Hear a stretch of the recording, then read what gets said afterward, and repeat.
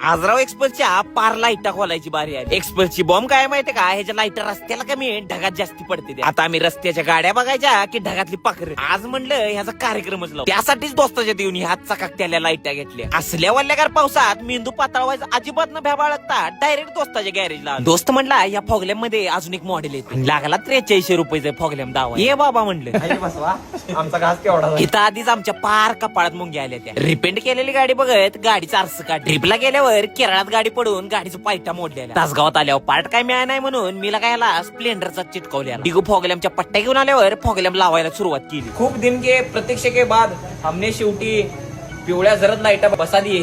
फॉगलॅम बसवायच्या आधी वाटतंय हिला काय लय सोप्पा इशे, पण बसवताना मात्र पार डोसकं खांदायची बारी येते. पारला का गाडीचा मेंदू काढून चपचायची बारी येते. बिन हलवडीच्या माणसाकडे दिसते. लय उशीर तारांचं गणित घालून झाल्यावर शेवटी फॉगलॅम बसला.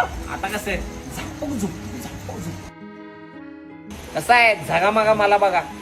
हा आता कसं उजेड पडतोय. रस्त्याला नसलेली सकट डबरी दिसायला लागली. दोस्ताच्या बी गाडीला फॉगलॅम बसवला आणि आम्ही माघार निघालो. सगळा रस्ता पिवळा जरद करत चाललो.